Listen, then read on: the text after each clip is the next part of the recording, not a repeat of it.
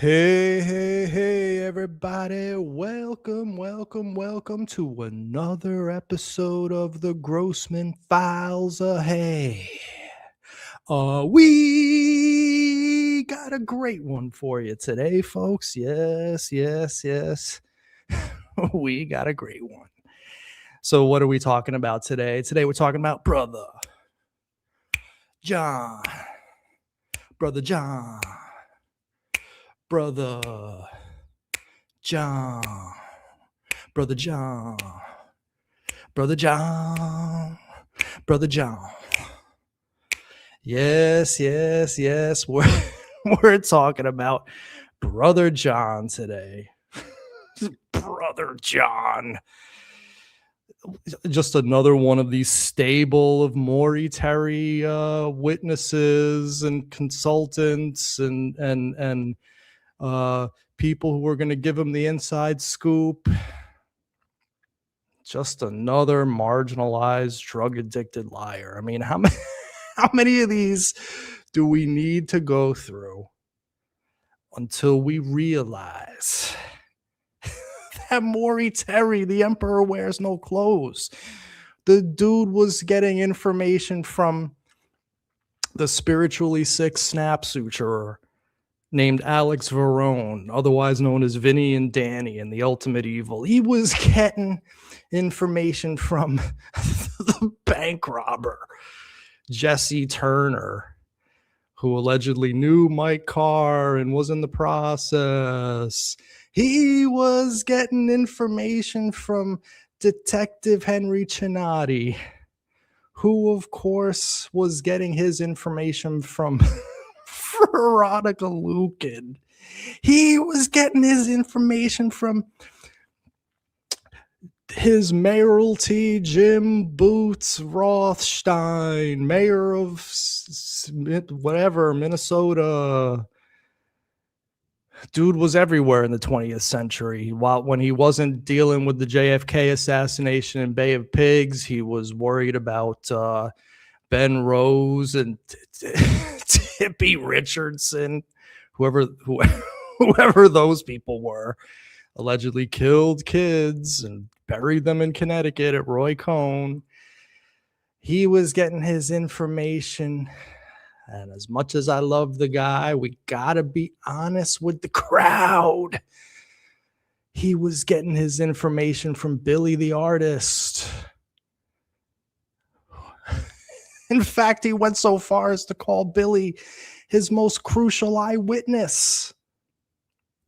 That's who the morons are basing their stuff on. And of course, we need to add Brother John to that cast of characters. And so it goes. I mean, I don't know what people need. I mean, when I found out Maury-Terry lied to me a couple of years ago, when I went through the police files, I didn't really get angry about it. I got embarrassed for myself. All the stupid things I had done in my life in service of Maury-Terry's lies. I used to write letters to the editor of my local paper saying, there's a cult. It's still active to this day. They worshipped in Van Cortlandt Park as they drove away. My parents used to think I was insane for talking about this stuff. And you know what? They were right. I hate to admit it. They were right.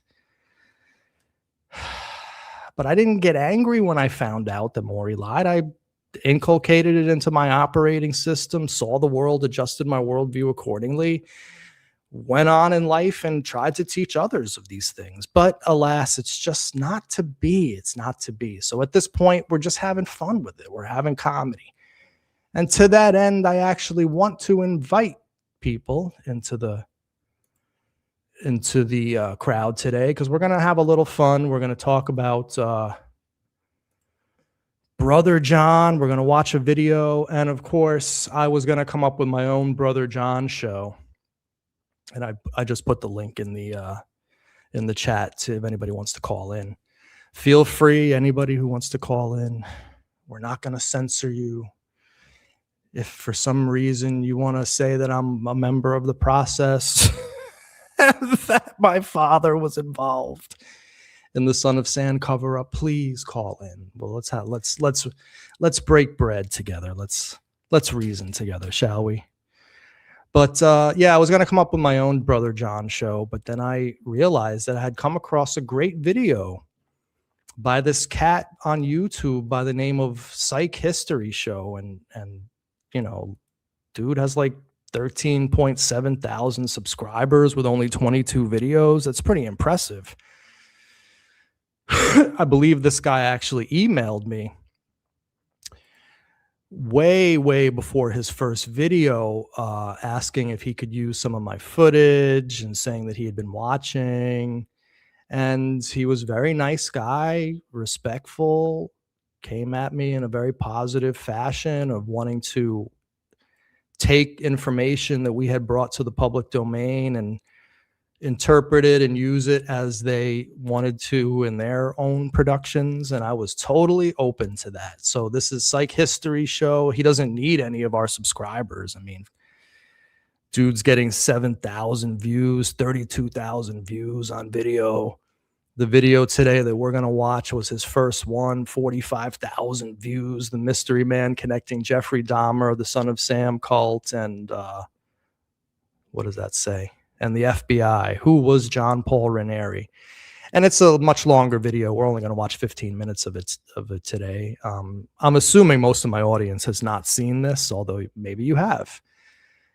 And in which case, if you have, well, we're going to stop and comment along the way and talk about it. And but basically, I wanted to show you this because I feel it's important to advance this story.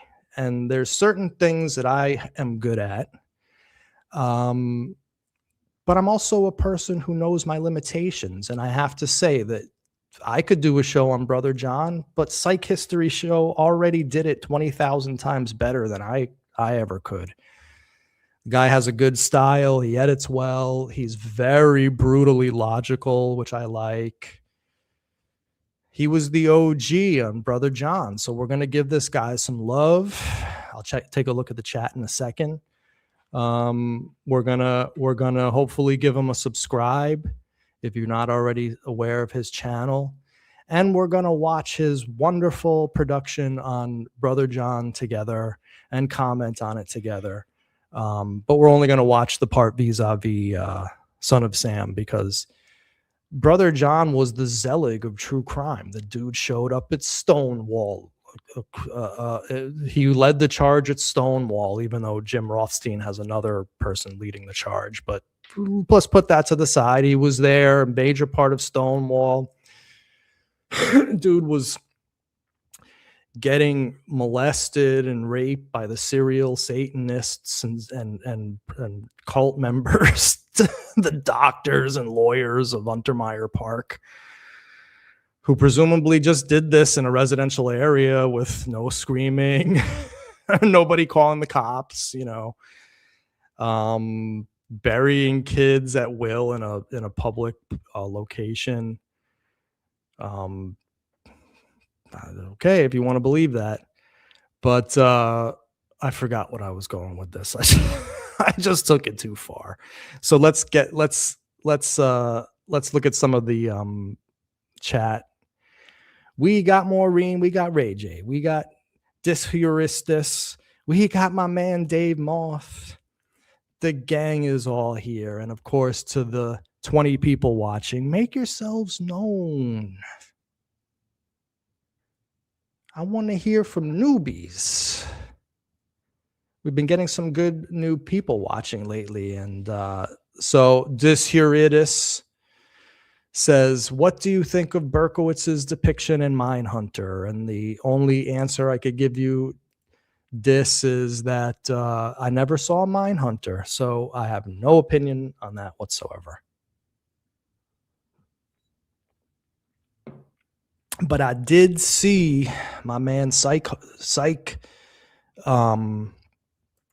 History Show's wonderful video on Brother John, which, sorry, I'm a little distracted because I'm getting it queued up here for you guys. And so we are going to watch, and I'm going to look at your comments, and wherever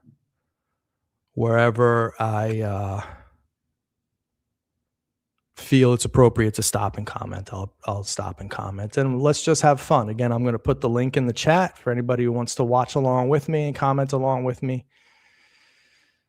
Could talk about Brother John and his absolutely laughable lies, his body language, which screams pathological liar. If you've ever had pathological liars in your life, they have certain physical tells. And we'll definitely be seeing that in Brother John. And the Zelig of true crime. He was in freaking Stonewall. He was getting paired in freaking Untermeyer Park by dudes spilling dog blood all over him, while Francis Carr was picking glass out of his nether regions, according to him, in another section of writing in Maury Terry's notes. His shit stained stuff. So this here it is, Zelig of true crime. That came from Bake Light Blonde. She was the one that first coined that term back in the day.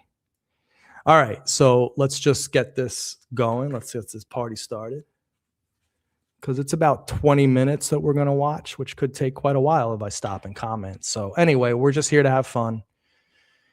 And let me know if for some reason you can't hear it in the chat. Let me know within the but it should be fine. All right, let's get it started. But in this case, it's hard to see how this particular lie would benefit him. And Ranieri was no novice in the art of lying either, so on that count, it's a wash. But the Dahmer mystery is only the beginning of Ranieri's story. By the mid-90s, Brother John would move on from the Milwaukee cannibal and reinvent himself as a fringe character in yet another infamous case of serial murder. For over 40 years, wherever great sound is in demand, Sweetwater.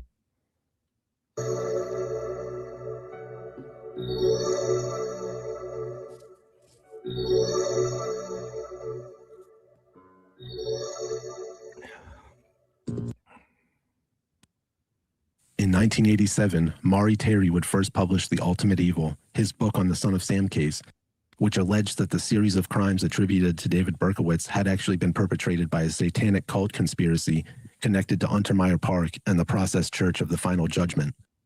According to Terry, the Son of Sam shootings, as well as various other murders across the country, were really the work of a group of Satanists that included David Berkowitz, the Carr brothers, and various others, some of whom Terry referred to with pseudonyms like Manson 2 and Mr. Real Estate.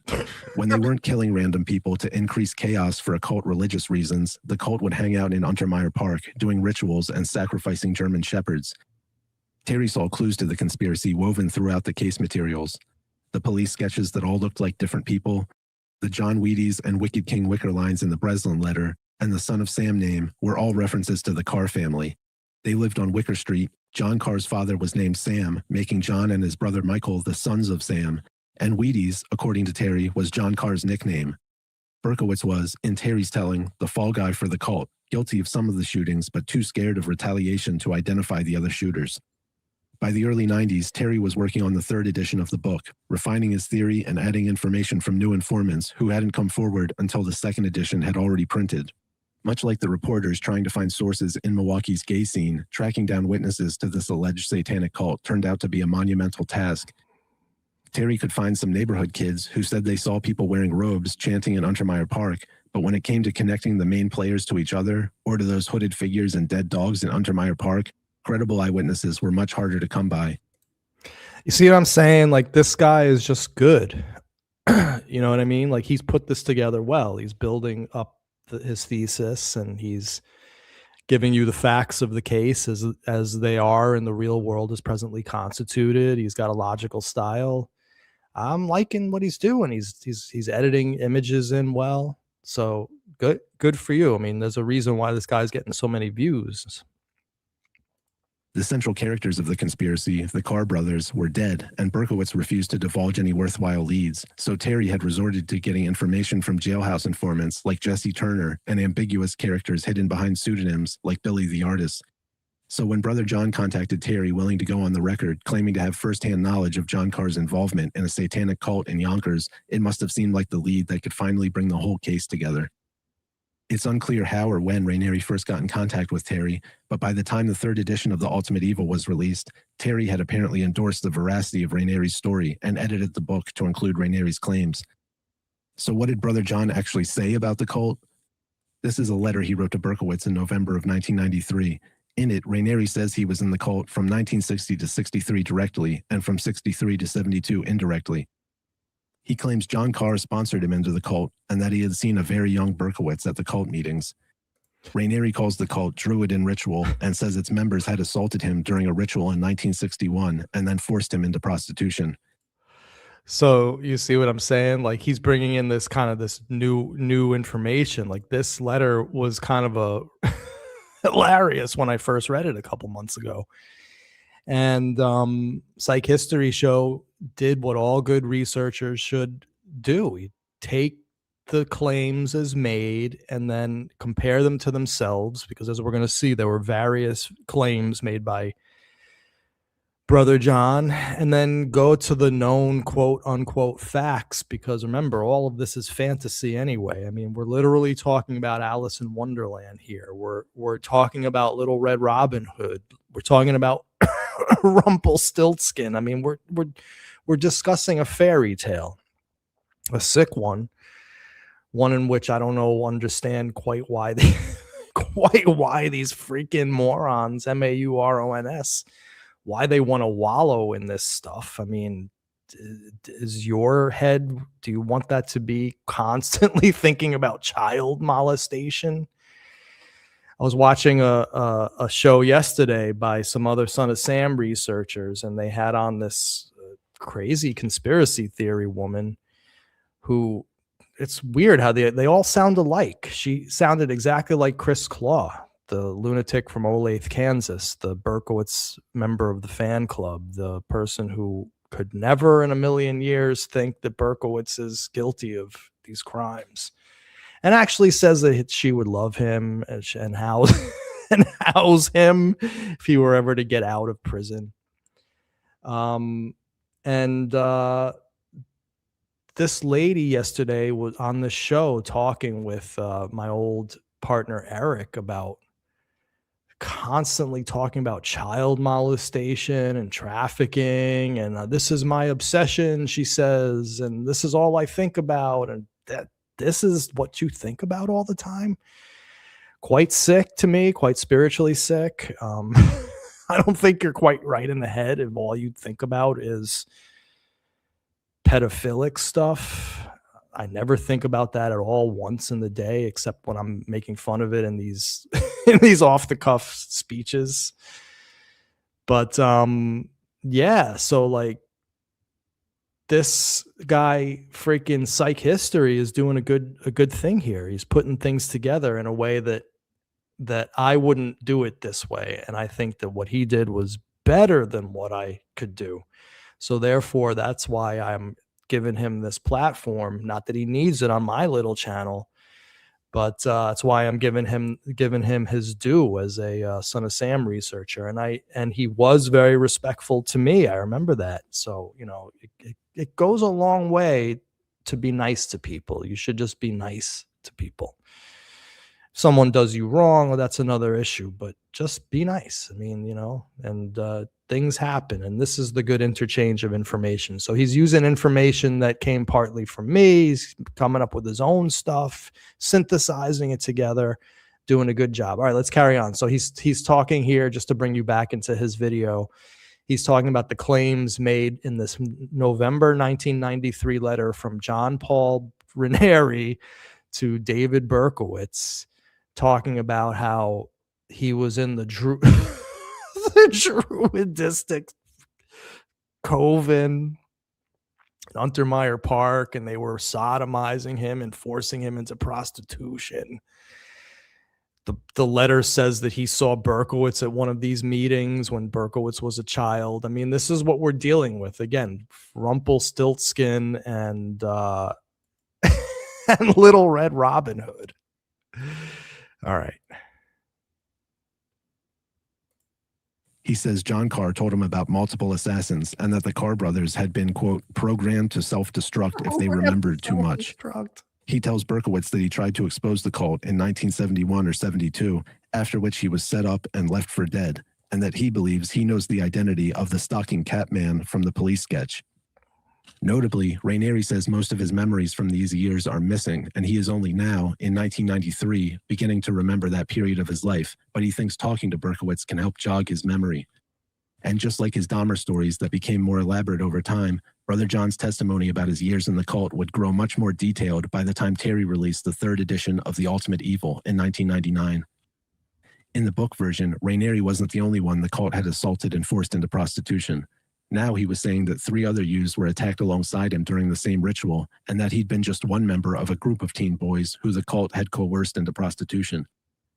Ranieri said he remembered watching the cult murder one of his teachers in 1965 and helping to move the bodies of 2 deceased children, presumably cult sacrifices, from a wooded area near Untermeyer Park in 1967. The 2 kids buried. That was like one of the, you admit it to yourselves, guys. When you were a moron, when you loved The Ultimate Evil, the 2 kids being dug up by Brother John was one of your biggest pieces of evidence. Don't deny it. I know that to be true because I personally used it as one of my biggest evidence. They dug up 2 kids, man. It was across the street from a doctor's house. And of course, then your mind brings it to all of these other things, that the kids were in Untermeyer and Brother John was hanging out with John Carr, and you fill in the blanks on these things, whether they happened or not. And so admit it to yourselves. You use that as a piece of evidence. In fact, I know that to be true because Jonathan Mythcell just wrote a freaking couple of a couple of blogs. I should do a series, This Week in Son of Sam's Stupidity. We would just read Mythcell's and Chris Claw's blogs. Actually, that would be kind of boring. Maybe I'd do that once a month. But yeah, he's still using the 2 kids being buried and being dug up by Brother John. He's still using that as evidence.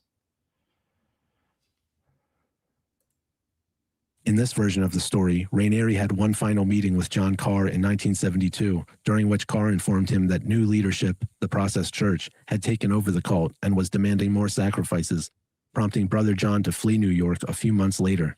By the time Terry started filming his documentary on the cult theory, he had smoothed out some of the rougher edges of Ranieri's story, and he would go on to prominently feature Ranieri in the documentary as the only named eyewitness to the Untermeyer Park cult.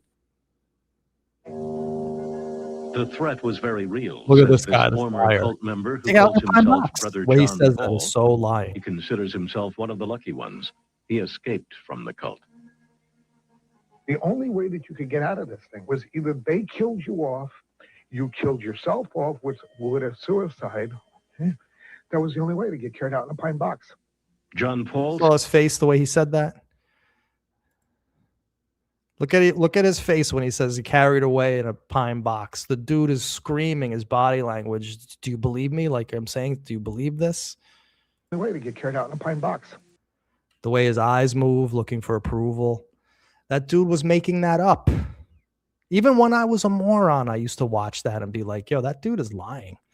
And that's also what if you have ever had the misfortune of dealing with pathological liars in your life. They often have that look in their eyes when they're BSing you as well.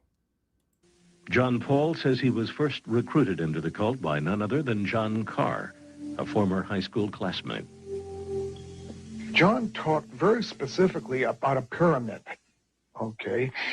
And that to get to another level of this pyramid, he had to turn around and prove that he was worthy of this level and had to kill somebody. He wouldn't succeed. But according to Berkowitz, John Carr would seriously wound 2 teenage girls in the third Son of Sam attack. Wait a second. Now thinking about that logically, so if the attack that he was talking about with Brother John ended up being the Lomino Damasi attack, that was 5 years after the conversation. So it took him 5 years to do this. It doesn't, even that doesn't make sense. Like, I'm not saying that that's a psych history mistake. I'm saying that's another thing which I just caught in Brother John's story. Whereas he said he left New York and last spoke to John Carr in 1972, John Carr hadn't yet killed somebody. I guess it took him 5 years to do it. Whatever. Here we go. There was another star witness in the documentary, presumably the only other person Terry could find to testify to actually seeing the Carr brothers associating with a cult in Untermeyer Park. Terry would dub this witness Billy the Artist. Get tax expertise without hidden fees. The Son of Sam murders mapped out at a house in Westchester County, north of New York City. They were high-level occultists, high-level Satanists, high-level process people. And Berkowitz is making this up as he goes along. Remember, let's put all this in context. This is when Berkowitz was getting his Bibles, his crayons, his coloring books, his shirts, his ties, his money from to the commissary, so he could buy fun things out of the vending machines. This is the time period when he was being bribed by Terry. Approximately how many people were at this meeting, all told? Well, look at him fishing for a lie. Maybe in rough numbers, a couple dozen. So he wouldn't know this immediately off the hand. He'd have to think about that, and then it got to a couple dozen, and a couple dozen are getting together to plan out the Son of Sam attacks. And then even that story changed because it morphed into like only a dozen when when it came out in The Ultimate Evil.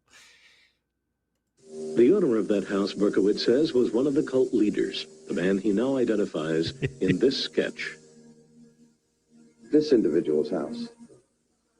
And process members and leaders were there too, and they struck up the plan to go commit the 44 caliber shooting. Yeah.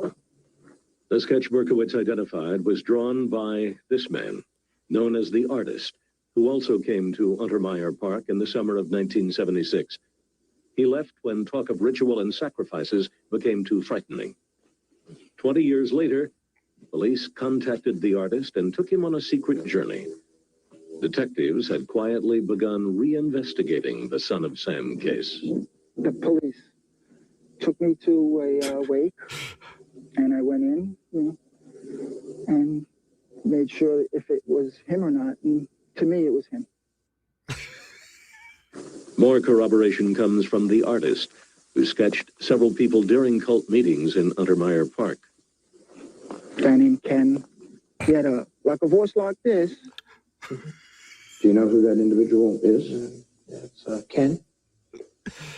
Do you know where he's from or what he was a part of or anything about him? He was basically a recruiter and like one of the leaders or elders and brother of the process. I even feel sorry for Berkowitz here. I hate to say it, right? Exactly. It's hilarious to watch given what we now know. Oh my God. I mean, even Berkowitz, you could tell he's thinking to himself, what the hell? And it's funny because if you read the letter that he wrote to Maury after this, he was appalled. He said, I can't believe you asked me these things. Maury, I know you have your agenda, but that's not my agenda. I just want to teach Christ's love. And you're sitting here talking about process constantly and Moloch. And Maury Terry and his wig put Berkowitz in a very, very, very uncomfortable position. And I would say that if there was ever a time when I felt a little sympathy for Berkey, it's here, because I think he actually does feel somewhat conflicted about this now that he's under a camera. But then again, who knows the true sickness and depravity of this guy's mind anyway, so he might be enjoying all this for all we know. In either case, let's carry on with the video. Hold on, let's Nikos Mas. Did the process ever do anything? Any reporting on their acts? I don't know. I mean, to me, the process is the most boring topic on planet Earth. The only time I ever cared about them in life was when I thought that Maury Terry was telling me the truth. And then as soon as I realized it had nothing to do with anything, I quickly lost interest. Because, again, my man Ray J, you know me, I'm not going to be sitting here wallowing my mind in thoughts of pedophilic activities, the Dr. Gaj Dusek. That just ain't the way I roll on this planet. And so anyway, let's carry on because it's getting good. It's getting good. And so forth. And moved around, you know. So this individual is Ken from the process. Yeah. And he was at Untermeyer Park. Yeah. But now, just in the last year, a researcher and YouTuber named Manny Grossman actually tracked down Billy the artist. This is what Billy says now. Right. You know? So you just... So I hung out with these people for a while, and I went up there a couple of weeks, you know, hung out with all of them. They were pretty cool. They were all right. But Maury Terry is saying that you saw John Carr, that you saw the leader of the Son of Sam cult. All right. You saw... The truth about all that is I kind of lied to Maury Terry, and just like he was lying to everybody else. And right now we're going to fucking pull the lid off the whole deal. All right. I'm sorry, folks. I'm not the most truthful person. Right. So I kind of bullshit him. Whoosao, a lot of whoosao. Now it worked both ways because you said that Maury... Yeah, I had these drawings, which you'll see soon if you haven't already. I had these drawings that I did in school of like comic book people. The one of the old man is from a Conan book, and the one of the guy with the beard that's Jimmy Olsen in the disguise. And there's another one that I gave him of a girl crying. And I told her that girl was with this guy, Ken was the name I made up. And he says, oh, yeah, there was a Ken there.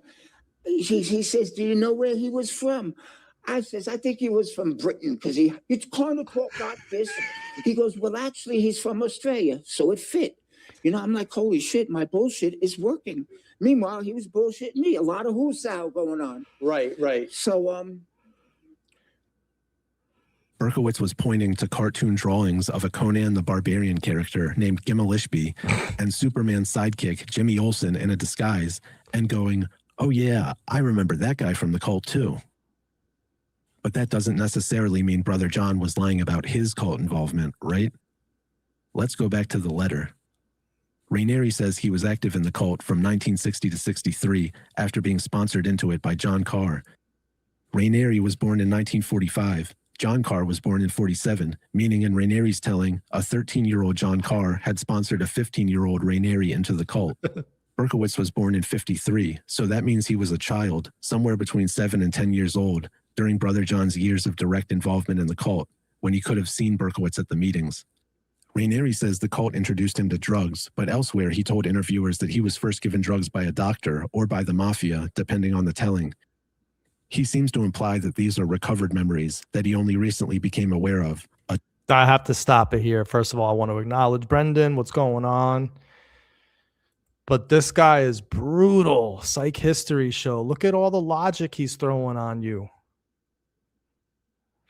Taking disparate sources and synthesizing them together and showing you how this guy tells one story in one location and another story in another. I mean, I could do this, but I could never do it in this way. This guy kicked our asses over here, and I'm very happy about it. And, of course, he synthesized in our Billy the Artist information, which I keep telling people that's historic in Son of Sam history, but for some reason, no one seems to remember or think about it. That's all right. That in and of itself destroys Maury Terry, and that's the importance of it. Just those two pieces of comic book art. So let's get back to this. So remember, he's now brutally deconstructing Brother John. By the way, that picture of that's not David Berkowitz. So let's go back a little bit. So yeah, here he is telling another story. Born into a wealthy family in Long Island. That's weird. I thought he was from the Yonkers. Became addicted to amphetamines at 15 through a diet doctor. Then he worked as a male prostitute in the city bars. So even this might be bullshit, although he could have been born in Long Island. All right, so let's carry on. Drugs by a doctor or by the mafia, depending on the telling. He seems to imply that these are recovered memories that he only recently became aware of, a trope from the satanic ritual abuse phenomenon where adults would suddenly remember decades-old ritualistic abuse at the hands of a satanic cult. In fact, Rainieri's whole shtick during this period, the ex-Satanist turned preacher who had escaped a violent cult, now born again and fighting Satanism and occult crime, is really like a stock character from the Satanic Panic era. There were dozens of guys claiming the same kind of backstory during this period, most famously people like Mike Warnke and Eric Pryor. As for the Ultimate Evil version of Rainieri's story, his account of his time in the cult isn't just inconsistent with his autobiography, as he told it to journalists over the years. It even contradicts the version of the story he laid out in the letter he sent to Berkowitz just 6 years before the book was released. In the letter, Rainieri says he was only directly in the cult for 3 years, from 1960 to 63, and indirectly from 63 to 72. Yet in the book, the cult has Rainieri witnessing child abuse and murders, moving dead bodies, and prostituting himself for the cult in 1965 and later. If that isn't direct involvement, what is?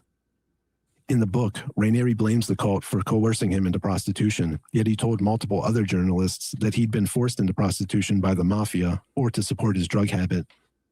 In this version, Brother John claims he fled New York in 1972 after being scared by John Carr, but Rainieri had been quoted in a news article years before this saying that he didn't leave New York until 1977 or 78.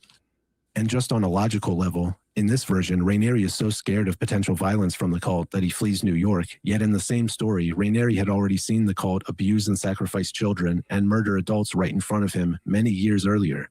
If he was that disturbed by violence, why didn't he leave after the first time he saw them sacrificing children? Yeah. Or in 1965 when he witnessed the murder of his teacher? Or in 67 when the cult was making him move children's corpses? As an aside, the identification of the Process Church as having inspired or otherwise birthed the satanic cult in the Son of Sam case is especially ironic because the Process Church so revered dogs that the only schismatic remnant of the group which still exists today is a massive nonprofit animal shelter and lobbying group for pit bulls called Best Friends Animal Society. Even back in the 70s, when they were still called The Process, they were such committed animal rights activists that they produced and distributed propaganda denouncing the use of animal test subjects in medical experiments. The idea that they'd sacrifice animals, especially dogs, just flies in the face of what the Process Church actually taught and believed.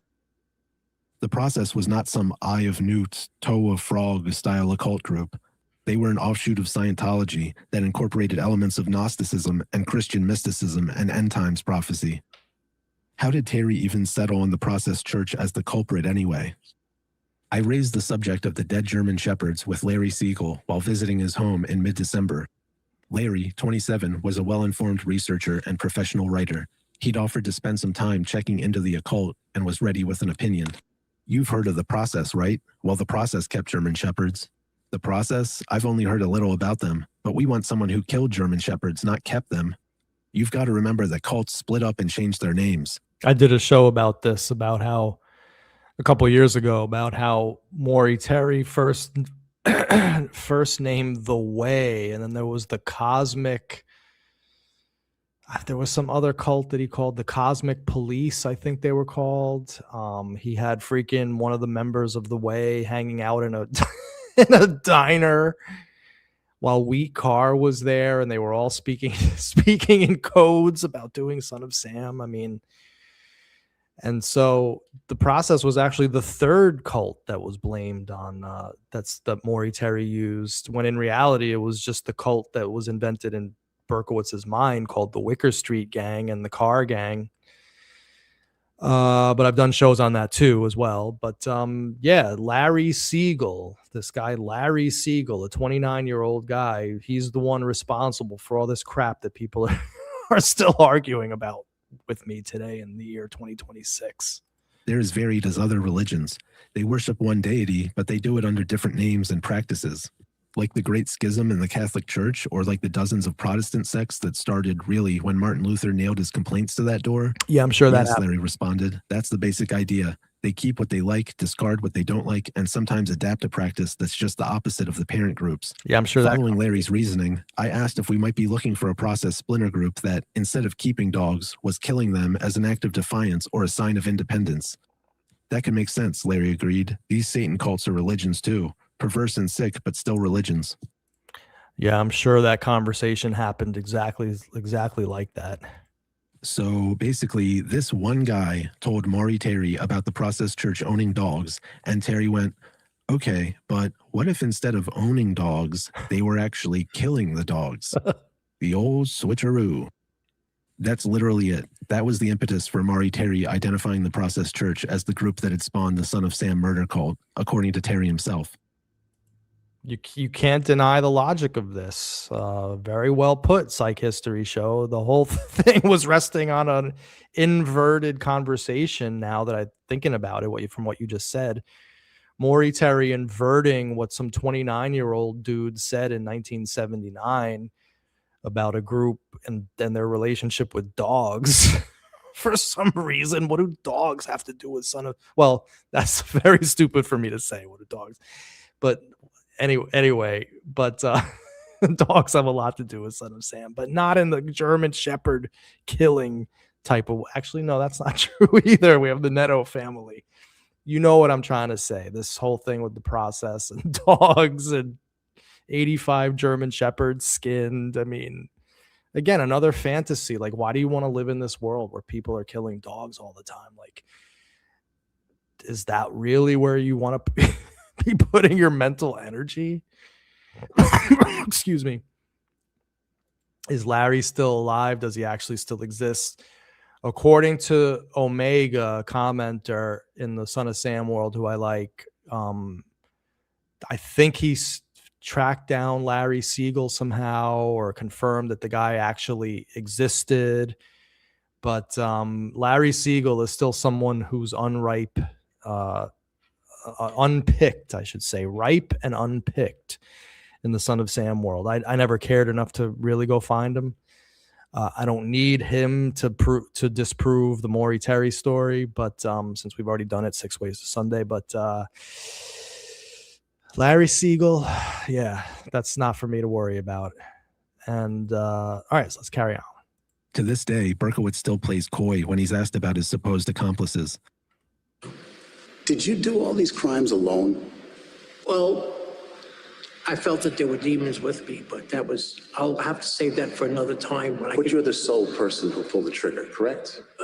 Well, a lot of things would happen in that case, but I take responsibility, and that's it, You take responsibility for all the Son of Sam murders. Right, yeah. There was nobody else involved.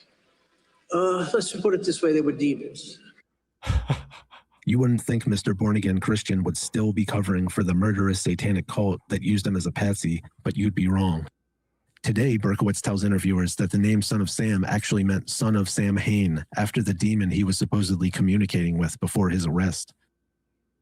It would just go away. So I said that to somebody, I wrote that to somebody in the media, and it made it look like the whole story was made up. But it wasn't. It wasn't really made up. I mean, there was an actual demon by the name of Sam Hain that I was communicating with. I regret to say that sounds very dumb, but at the time I really believed that stuff, and I was really brainwashed, and I believe I was under a degree of hypnotic control. This is not to make an excuse for anything, but at the time of my life, that's how messed up I was. Wait, I thought the name Son of Sam was supposed to mean son of Sam Carr. I guess even Berkowitz can't keep the cult story straight. It seems instructive that when Terry was making his documentary, he chose to omit some of the central parts of Rainieri's story. The part where he was 15 years old and being sponsored into the cult by a 13-year-old John Carr with a 7-year-old Berkowitz in the background. The part about the cult assaulting Rainieri and forcing him into prostitution. The stuff about the Carr brothers being programmed to self-destruct if they remembered too much. If Terry was willing to edit Rainieri's testimony down into a more plausible, censored version of itself, who knows what else he decided to change or leave out. By the time he made that documentary, Terry was trying to build a reputation as an expert on so-called occult crime. At this point, I'm not even sure if Terry really believed Rainieri, or if he just wanted another witness to pad out his theory. All right. Well, you can watch part 1 and part 3 at your leisure, but I just wanted to show you that it's brilliant. So well done, Psych History Show. In fact, do more on Son of Sam, please. It'd be great to like, I want New Cokes to do more on Son of Sam, and I want Psych History Show to do more on Son of Sam, because these are clearly good, solid minds that we want analyzing this case, because it's few and far between. I mean, you got us, and then there is no one else. And then so we want New Cokes and Psych History. And so what's going on, Ralph, dude? So I'm just going to spend a few more minutes with you here. If anyone wants to call in, feel free to talk about what we just watched. But essentially, we just watched an amazing takedown of the brother John story vis-a-vis Son of Sam. The dude told 3 different stories. He was 13 years old, sponsoring a 15-year-old or something like that. John Carr was 13 and he was sponsoring a 15-year-old. He said he saw David Berkowitz there. Berkowitz would have been 7 years old. I mean, think about how crazy you have to be to actually think that any of this stuff is reality. Exactly. And in a way, Josh Zeman only scratched the surface of that in part 4 of his documentary, which for some inexplicable reason people use to this day to say that Maury Terry was right. No, if you actually watch that documentary in full, it shows Maury Terry to be a complete blowhard, lunatic, liar, whom alienated everybody in his life, and also didn't get any backup from anybody in that documentary. But yeah, but you could go a long way with that story. Like, they should do a documentary just on the freaking crazy Son of Sam world. Oh, Ralph dude, he entered in. What's going on? What's up, Ralph dude? Can we hear you? Ralph dude, when you get your audio and video or audio set up, let me know. How about now? Yo, you're good. Yo, what's up, Ralph dude? Good to hear your voice after all these years. What's up, playa? What's going on, playa? Just wanted to call in and say, I was a big fan as always, with everything trending online with people reading all this stuff from the Epstein files. People are freaking out. Getting tens of thousands of retweets and reposts and all that on, stuff that really reminds me of like the kind of thing that it's like Maury like times a million. Yes. Because it's like FBI, some schizo calls in the FBI, they write it down. And then like years later, someone snips it out of context and puts it on Twitter, and people are like, "Oh my God, Trump ate a baby or whatever." Yeah, it's true. They're eating intestines. Yeah. And it's like, this is just like it's the more the things change, the more they stay the same. I found it very fascinating how there's always a market for somebody crazy says something and then someone else reposts it or shares it out of context, and people spin things into stories one after another, and as long as people want to believe it, there's a market for it. Yeah, I was noticing that today looking at Twitter, how crazy it's gotten, and how I think also about how I would have been there if I had not been woken up by the Son of Sam hoax. You know what I mean? Like, this really helped me in my life, I have to say. Yeah. In my own personal life, I've had to deal with just receiving the messages from the public in various different capacities. And, if you've ever been on the receiving end of that, you know, the amount of like schizos out there that literally like copy paste insane allegations and mass mail them out to people. Like I get like multiple emails like that a month in my job. And so I'm just like, oh, now everybody can read this. Yeah. I noticed that definitely today. So what'd you think about this psych history video? You know, I only caught the tail end of it, but you know, I thought you know, it is interesting to, as I said, it's interesting to look at the history of the case of Son of Sam and of Maury in particular, from like as like a, you know, like a literary hoax perspective, or like a media hoax perspective, and to how he kind of fit into the niche. Like he said it at the end there, Maury was trying to become an expert on, say, a quote unquote expert on quote unquote satanic crime. And that all really kind of fit into like the daytime TV ecosystem of that time, of that particular era. Yeah, and it's like, you know, as I mentioned about Epstein and the kind of people blowing random emails that the FBI got out of context or whatever. I mean, I've been following that case since like 2013, so I can distinguish, you know, what's interesting and real in that and what's not.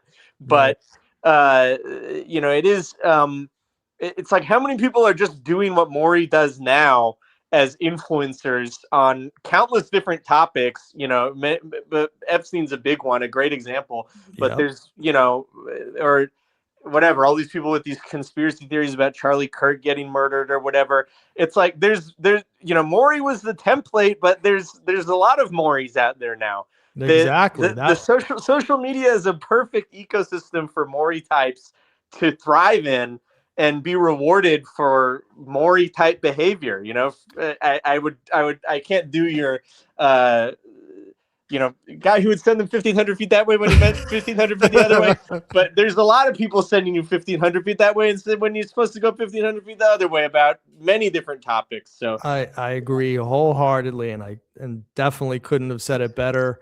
Yeah, the Maury Terry was one of the pioneers of this. He fit in perfectly into that little ecosystem that existed in that one particular slice of the late 80s. And of course, we know that he ended up totally obscure in his parents' attic on an oxygen tank, with the only people around him were people who he could still fool, like Carl Denaro and people like that. And a sad end. But yeah, tons and tons of Maurys nowadays. And just in my own personal case, freaking my viewership went way down as soon as I started exposing Maury. When I was a conspiracist, I had the most viewers and subscribers ever. So you're absolutely right. All right, Ralph, dude, any other things you want to hit us with, that wisdom, before we say goodbye? No, it's all good. It's good talking to you, and you too. You know, keep the good stuff coming. Thank you. No, I really appreciate it, Ralph, dude, for everything you bring to the shows. All right, my man. Take care. Yep. So Lorenzo says, I have an Epstein story. I used to get great pastrami and brisket sandwiches with sour tills. Yo, Epstein's was the bomb. They were in freaking I remember the one they had up in near Hartsdale in some strip mall. I don't think it's still there anymore though. So anyway, yeah, thank you, Ralph, dude. That was an awesome call. Ralph, dude's been with us forever, and he always has the greatest of comments. Very erudite, very well written, very logical, and of course very smart. And so we enjoy having people like Ralph, dude, in our audience, and really appreciate him calling in. See, guys, you should call in. Let's talk in case anybody else wants to. I'll go put it up one last time before we say goodbye for the afternoon. So yeah, so the psych history video, really well done. I'm glad we were able to watch this together. Conveys the John Paul Ranieri story and condenses it and deconstructs it in a way that I could never have done. So we appreciate it. And we could just sit and enjoy the fruits of someone else's labor. And that's what I enjoyed today. All right. So I think that's basically it, guys. So I want to say thank you once again for joining us on this extremely cold Saturday afternoon. So cold that it's painful actually to walk out. I never experienced that before in my life, but it's actually painful to walk. So it's kind of stuck in the apartment. I'm going stir crazy. So it's awesome to be able to say hello to the people of the world out there on this very, very cold day. All right, guys. Well, that's all I have to say. I want to thank you so much for being here, and we will see you on the next episode of The Grossman Files. Take care, everybody.